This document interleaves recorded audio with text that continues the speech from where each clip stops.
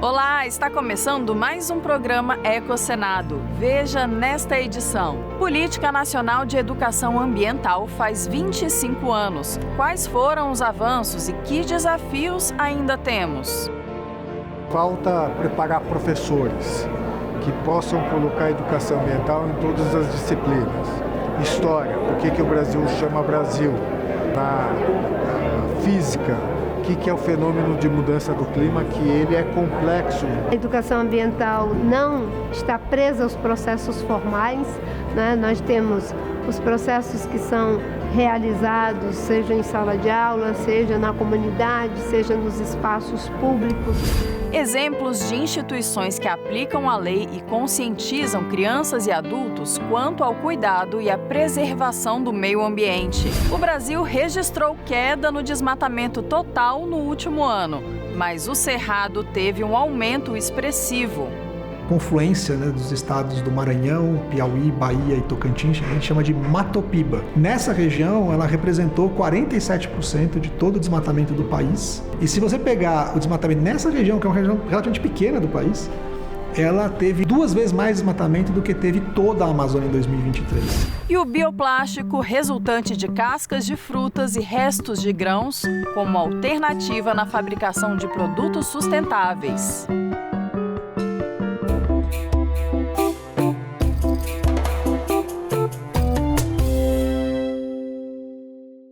Em 1999, o Brasil deu um passo fundamental para a conservação do meio ambiente e o desenvolvimento sustentável. Foi nesse ano que a Política Nacional de Educação Ambiental foi criada, com o objetivo de sensibilizar e conscientizar a sociedade por meio da escola, projetos de instituições ou campanhas educativas do governo. No início de junho, o Senado promoveu um evento em celebração aos 25 anos dessa iniciativa. Na década de 90, o país enfrentava crescentes desafios ambientais, como poluição, desmatamento, perda de biodiversidade e degradação de recursos naturais. Na Eco 92, no Rio de Janeiro, assumimos compromissos internacionais que incluíam a promoção da educação sobre o meio ambiente como peça-chave para o desenvolvimento sustentável. Mas não havia uma sistematização que envolvesse escolas, comunidades e o setor privado para uma cultura de conscientização. Foi nesse contexto que o Congresso aprovou em 1999 a Política Nacional de Educação Ambiental, sancionada pelo então presidente da República, Fernando Henrique Cardoso. Ao longo desses 25 anos, a Política Nacional de Educação Ambiental tem sido um instrumento fundamental para a formação de cidadãos conscientes e engajados na construção de um futuro sustentável. Ela tem contribuído para a incorporação da dimensão ambiental nos currículos escolares, para a capacitação de educadores e para a sensibilização da sociedade sobre a importância da preservação do meio ambiente. Eu acredito que as unidades de conservação, elas são um dos melhores lugares para promover essa educação ambiental. Na verdade, as UCs, as áreas protegidas, elas têm um papel muito grande de aproximar a sociedade daquilo que estabelece, aquilo que são os objetivos da política de educação ambiental, que é chamar a atenção para a importância do meio ambiente, para chamar a atenção da importância dos recursos naturais. Sim, mais de 50 anos de iniciativas na área, nunca se falou tanto sobre meio ambiente e a questão ambiental na mídia. E por que hoje nós temos um planeta e um país ainda mais degradado do que era há 50 anos atrás? A degradação ambiental, social e humana que a gente vive hoje em todo o planeta é inconteste, Os limites da sobrevivência estão sendo ultrapassados. Então, que educação ambiental nós fizemos nesses anos todos?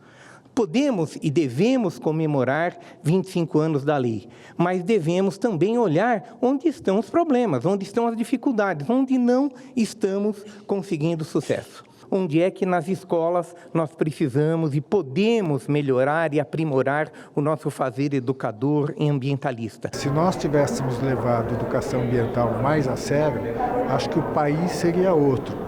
Então, celebrar de um lado e discutir o que nós temos que fazer para implementar a Política Nacional de Educação Ambiental. Falta preparar professores que possam colocar a educação ambiental em todas as disciplinas. História, por que o Brasil chama Brasil? Na física, o que é o fenômeno de mudança do clima, que ele é complexo do ponto de vista de compreensão. Quem são os atores de implementação da Política Nacional de Educação Ambiental? Primeiro, o poder público, na área de educação, mas não é suficiente. Setor empresarial, hoje se reconhece o desafio do setor empresarial em utilizar melhor os recursos naturais e evitar o lançamento de poluição, especialmente gases de efeito estufa. E a sociedade civil, que é a grande avalista de políticas públicas. O tema da mudança do clima é o grande desafio da humanidade. Nós somos a primeira geração que está enfrentando a mudança do clima, mas que tem a possibilidade de reverter um cenário mais caótico, mais grave. Isso depende das pessoas entenderem a importância do meio ambiente, a importância de combater o aquecimento global e implementar as legislações. A educação ambiental não está presa aos processos formais, né? Nós temos os processos que são realizados, seja em sala de aula, seja na comunidade, seja nos espaços públicos.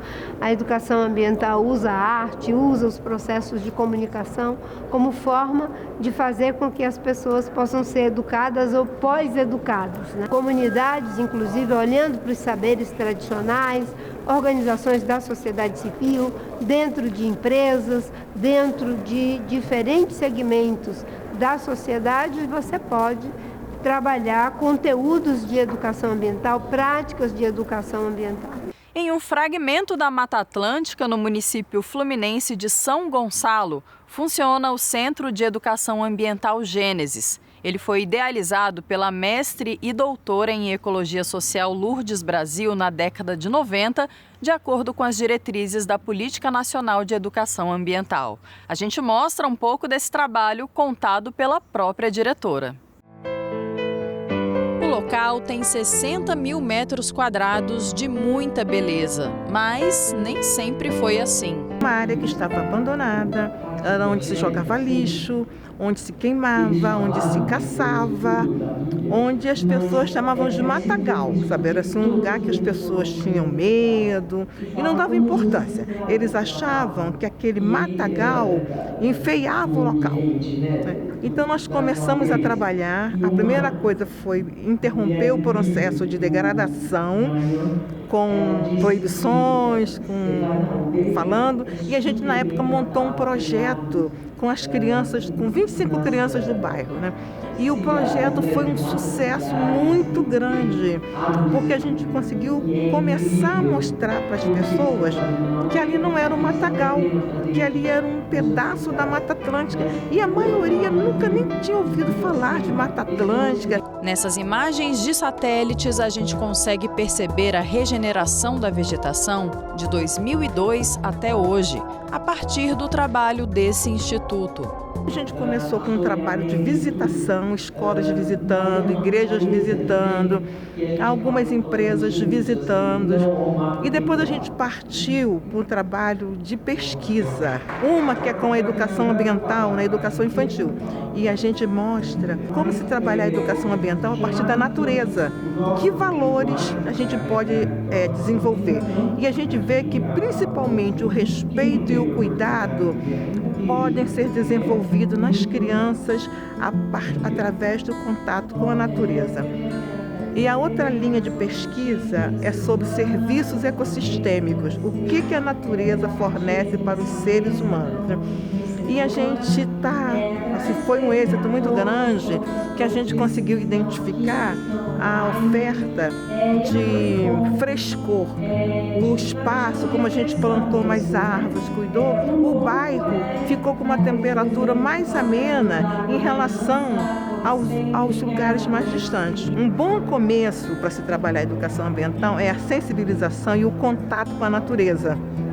Chegar num lugar e sentir o cheiro de natureza, ver os animais, ver borboleta. A diretora do centro acredita que o foco deva ser na educação ambiental infantil. A natureza é um material excelente. Quando você vê um caminhozinho de formiga que você para com as crianças, você conversa muitas coisas. No jardim, assim, a gente pode trabalhar as alterações climáticas, poluição, extinção da biodiversidade, porque você trabalha com as crianças. Se essa plantinha aqui desaparecer do planeta, sabe? O que pode acontecer? E se esse bichinho aqui desaparece? E se não chover água para molhar? Veja agora alguns destaques do que aconteceu no Brasil e no planeta nos últimos dias no nosso Giro Ambiental.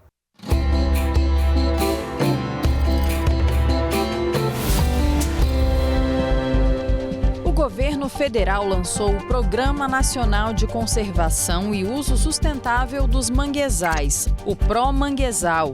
A iniciativa vai coordenar ações para a conservação, recuperação e uso sustentável da biodiversidade e dos serviços ecossistêmicos associados aos mangues. As temperaturas dos oceanos estão aquecendo de forma acelerada, o dobro do ritmo de 20 anos atrás, segundo o relatório da Unesco.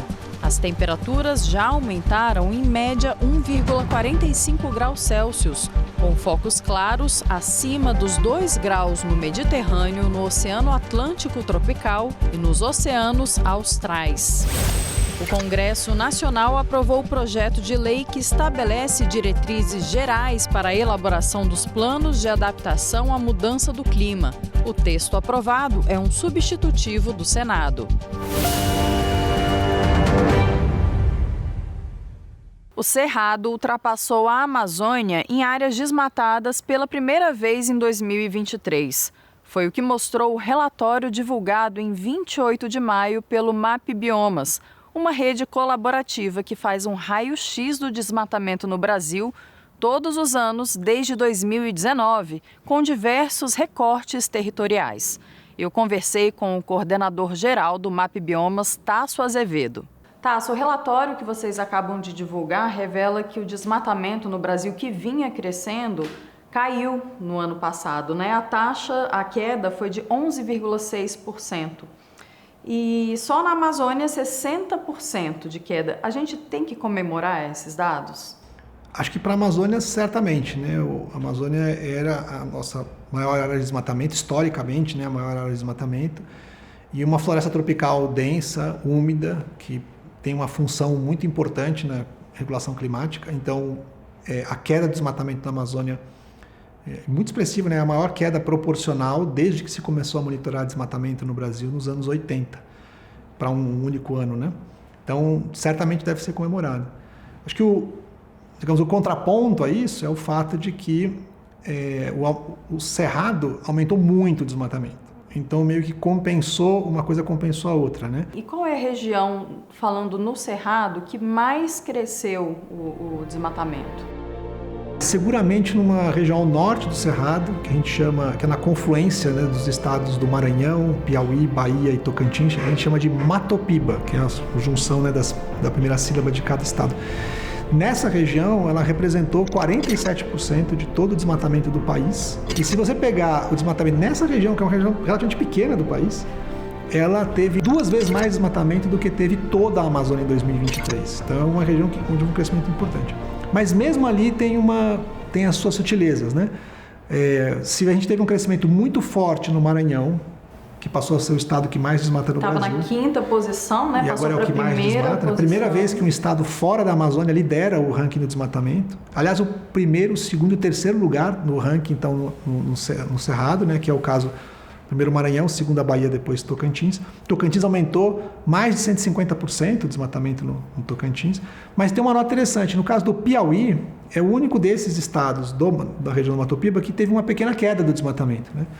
E tem algumas coisas interessantes no Piauí. O Piauí foi o estado que o ano passado começou a implementar medidas de controle do desmatamento no nível estadual e é o único estado do Cerrado que tem uma lei estadual que é mais, que conserva mais o cerrado. Então, a reserva legal, que é a área que você tem que manter de vegetação nativa na propriedade rural, ela é 20% no cerrado em geral, e no caso do Piauí, ela é de 30%. Né? Fora o caso específico do Piauí, o que a gente pode dizer que foi a razão principal para ter mudado essa cara, esse desenho do desmatamento no Brasil? Uma das coisas é que houve um aumento muito grande das operações de combate ao desmatamento na Amazônia.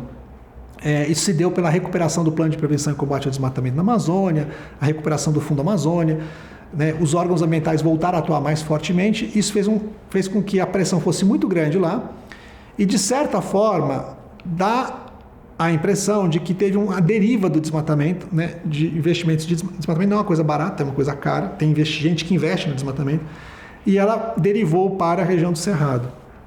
Uma coisa que pode ter influenciado é o fato de que tem uma nova legislação na Europa que vai proibir a importação a partir de janeiro do próximo ano de qualquer produto, né, como carne, soja e outros, que forem produzidos em áreas que foram desmatadas depois de dezembro de 2020. E para isso, ele define o desmatamento como de áreas florestais. Então, ele define o que é floresta e tal.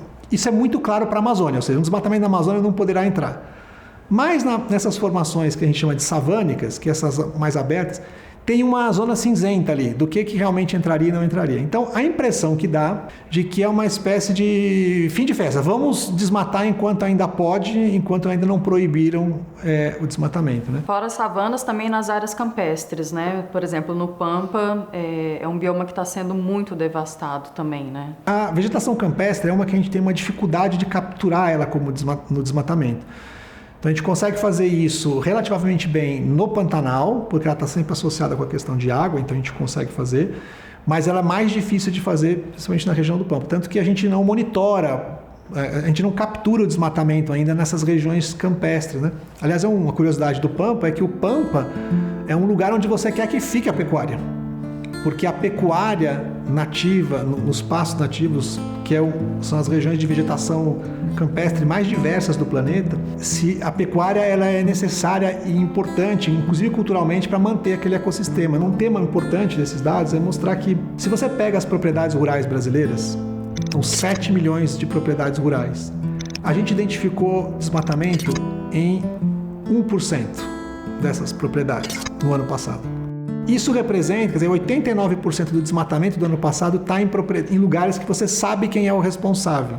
E esses responsáveis são só 1%. Ou seja, 99% das propriedades brasileiras não teve desmatamento no ano passado. O que mostra que é um problema muito localizado. Né? A gente tem que valorizar e incentivar quem não tem o desmatamento, né? Que é a grande maioria da produção, e ser muito rígido com aquele 1% que tem o desmatamento, especialmente os desmatamentos que contêm irregularidades, né?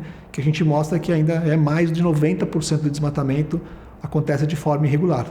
Mas a agropecuária é o principal vetor? A gente analisa cada polígono do desmatamento, ele é avaliado para ver qual é o vetor, quem que empurrou aquele desmatamento para acontecer. Então, 97% de todo o desmatamento no Brasil está vinculado à atividade agropecuária. Mas também tem um desmatamento que está associado, por exemplo, ao garimpo. Né? É uma área pequena, mas muito importante porque devasta muito e contamina a água, né? São 37 mil hectares. E também a gente teve, infelizmente, desmatamento vinculado a projetos de energia solar e eólica, que eu entendo ser uma coisa um pouco contraditória. Se você está promovendo energia limpa com baixa emissão e você estiver desmatando, deixa de ser energia limpa. Né? O que está acontecendo na Caatinga? Principalmente na Caatinga. A gente foi identificado 4.300 hectares ou 4.300 campos de futebol desmatados para colocar painel solar ou centrais de produção eólica. Agora, Tasso, no Cerrado, que já vinha tendo um aumento progressivo do desmatamento, foi incorporado um sistema operacional ao sistema que já existia para a coleta de dados? A gente tem 2 sistemas complementares, né? Então, para todos os biomas no Brasil, a gente tem um sistema que chama Sistema de Detecção, né, de Alerta de Desmatamento, que o primeiro foi desenvolvido na Amazônia já há quase 20 anos, pelo Amazon, e aí outros parceiros do MapBiomas desenvolveram sistemas para garantir que em todos os biomas tenham sistemas de detecção adaptados ao Brasil. Então isso foi feito também para o Cerrado.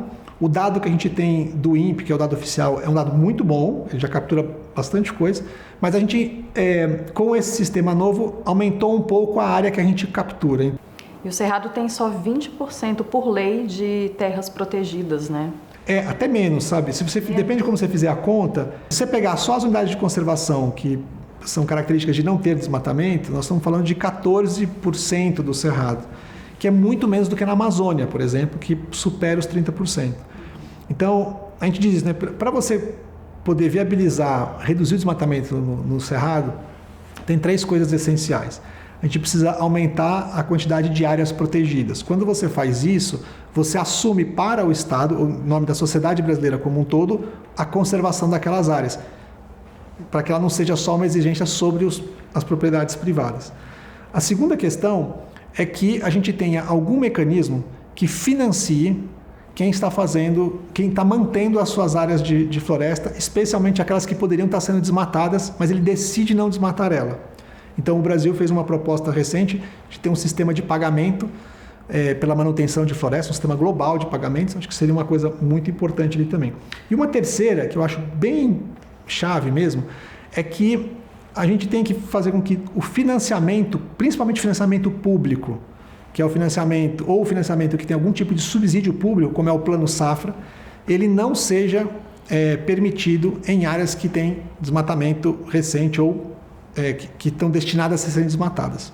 Você pode legalizar um desmatamento, ok, você pode até fazer, mas não vai fazer isso com subsídio dos recursos públicos. E, Tasso, em que medida o desmatamento contribui para os eventos extremos climáticos que a gente está assistindo há algum tempo e especialmente agora? O primeiro efeito é que ele aumenta as emissões de gases de efeito estufa. A maior parte das emissões de gases de efeito estufa no Brasil, né, do carbono, ela é emitida pelo uso da terra e especialmente pelo desmatamento. E o Brasil é o 5º maior emissor de gases de efeito estufa do mundo. E a gente só está nessa lista em 5º lugar, depois da China, Estados Unidos, Índia e Rússia, por causa do desmatamento e do uso da terra. Então, primeira coisa é que a gente emite mais. E quando emite mais, aumenta os gases na atmosfera, aumenta a mudança climática. O segundo efeito é que a gente diminui a quantidade de floresta que existe para absorver o carbono de volta. Né? As florestas do mundo, elas chegam a absorver até 25% do carbono que é emitido para a atmosfera, ele é reabsorvido. E as florestas que mais absorvem carbono são as florestas tropicais.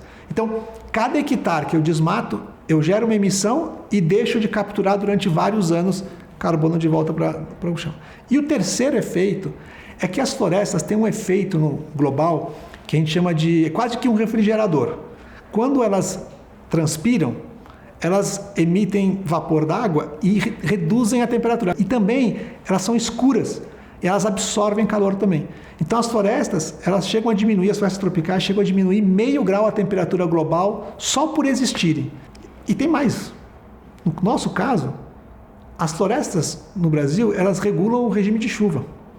Então, quando a gente tem secas muito grandes na região centro-sul, a seca enorme que a gente tem no Pantanal tem a ver com o que a gente está fazendo na Amazônia. Quando a gente tem a necessidade de fazer irrigação cada vez mais profunda, os postos de irrigação no Brasil tinham 25, 30 metros, 15, 20 anos atrás. Hoje tem que fazer um poço de 400 metros para poder encontrar água para poder fazer irrigação. Isso tudo tem a ver com a forma como a gente preserva ou não os nossos recursos naturais. E como é que o Congresso Nacional, como é que o Poder Legislativo pode contribuir no combate ao desmatamento? Eu acho que, essencialmente, primeiro, a gente tem que parar de aprovar legislações que enfraquecem a legislação ambiental. O Brasil entrou num ritmo de fazer isso desde 2012 e a gente precisa parar com esse tipo de movimento. Então, por exemplo, qualquer movimento para reduzir a quantidade de reserva legal, que são as áreas que você tem que manter, é ruim. Qualquer movimento que você faz para deixar de demarcar terras indígenas, por exemplo, que é o jeito mais, a gente mostra com os dados, as áreas mais protegidas da Amazônia são justamente as áreas que os povos indígenas, territórios quilombolas, extrativistas mantêm. Ou qualquer ação que você faz, por exemplo, para reduzir penalidades para quem faz um desmatamento ilegal, qualquer coisa que você faça nesse sentido, ela tem como consequência impactar o nosso clima agora e no futuro. Então, acho que é uma responsabilidade muito grande para o Congresso Nacional de botar na cabeça de que o nosso objetivo como país é zerar o desmatamento, não só zerar o desmatamento, né, mas recuperar áreas críticas também que foram degradadas. Então, acho que o Congresso tem um papel muito fundamental. O meio ambiente, né, e a sustentabilidade para todos nós não pode ser moeda de troca para nada, né? A gente não deve fazer alterações na legislação ou propor regras na legislação que beneficiam muito poucos em detrimento do bem comum de todos que estão aqui, né? E como a gente mostrou, né, os interessados em manter desmatamento é 1%. Não pode ser isso que vai vencer nas discussões que a gente tem no Congresso. Tá certo, Tasso. Eu agradeço muito a sua participação aqui no programa. É um prazer, sempre um prazer.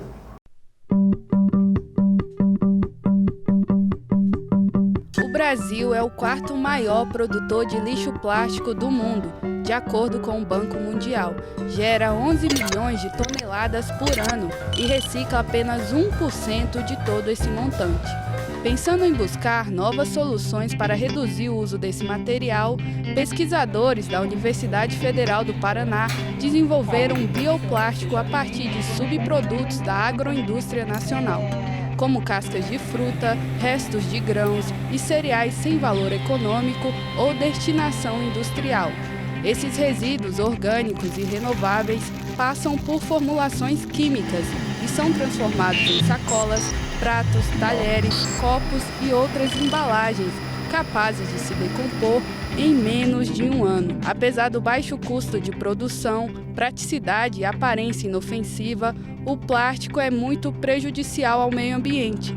A poluição causada por ele afeta a qualidade do ar, do solo, prejudica a vida marinha, contamina os oceanos e os sistemas de fornecimento de água. Além disso, o plástico feito à base de petróleo demora em média 450 anos para se desintegrar. Diferente do plástico tradicional, o bioplástico é renovável, menos poluente, produz menos impacto ambiental, incentiva a indústria nacional e valoriza a biodiversidade brasileira.